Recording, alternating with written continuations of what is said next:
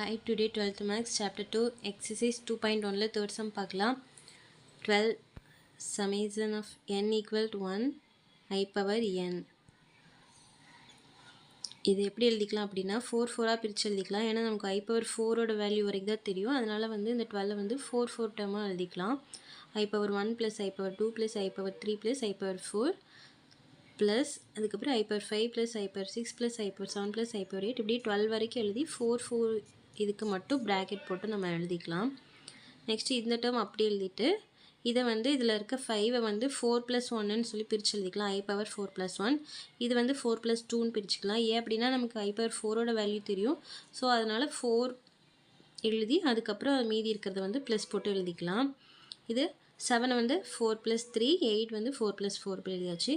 Next இது வந்து 8 + 1ன்னு எழுதிக்கலாம். ஏன்னா 8 வந்து 4ஓட மல்டிபிள் தான். அதனால் நம்ம 8 + 1ன்னு எழுதிக்கலாம்.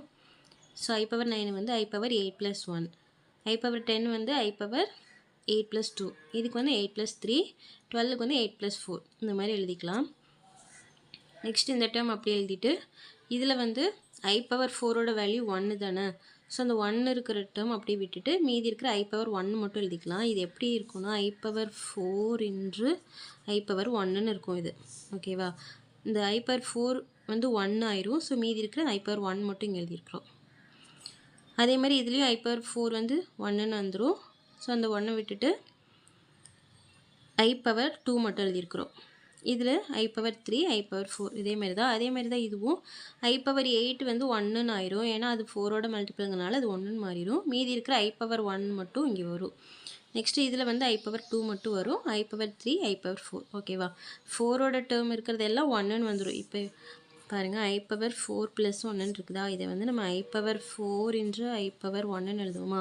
இந்த I power 4ஓட வேல்யூ 1 வந்துடுமா. 1 × I power 1க்கு என்ன வேல்யூ வரும், I power 1 தான் வரும். ஸோ அதனால தான் நம்ம எப்படி I power 1ன்னு மட்டும் எழுதியிருக்கிறோம். இது எல்லாத்துலேயுமே இந்த 4ஓட மல்டிபிள் வர்றதுக்கு எல்லாம் 1ன்னு வந்துடும். அதனால் அந்த 1 கூட அந்த I power 4 இதை மல்டிபிள் பண்ணும்போது I power 4 அப்படியே வந்துடும். ஓகேவா, அண்டர்ஸ்டாண்ட் ஆகுதா. அப்படி எழுதிக்கலாம். நெக்ஸ்ட்டு இதை 4 இதுக்குமே நமக்கு வேல்யூ தெரியும். அந்த வேல்யூ வந்து சப்ஸ்டிட் பண்ணிக்கலாம். I power 1க்கு என்ன வேல்யூ, I power 1க்கு வந்து I தான். இது வந்து நீங்கள் மெமரி பண்ணிக்கோங்க, ஒவ்வொரு டைமும் பார்த்துட்டு இருக்க முடியாது. I power 1க்கு வந்து I power 2க்கு வந்து -1 I power 3க்கு வந்து -I power 4க்கு வந்து 1 இதே தான் I power 1க்கு மறுபடியும் I தான் வருது. I power 2க்கு -1 I power 3க்கு -I power 4க்கு 1 next plus I power 1க்கு வந்து I power 2க்கு வந்து -1 I power 3க்கு -I power 4க்கு 1 இந்த மாதிரி எழுதிக்கலாம். நெக்ஸ்ட் இதெல்லாமே கேன்சல் ஆயிரும். ப்ளஸ் ஐயும் இந்த ஐயும் கேன்சல் ஆயிடுது. -1 + 1 கேன்சல் ஆயிடுது. இதுலேயும் இந்த ஐயும் கேன்சல் ஆயிடுது. 1 கேன்சல் ஆயிடுது. இந்த மாதிரி எல்லாத்துலேயுமே வந்து கேன்சல் ஆயிடுது. கேன்சல் ஆகிட்டா மீதி என்ன எதுவுமே இல்லைங்கனால 0. ஆன்சர் வந்து 0 தான். அவ்வளோதான். தேங்க்யூ.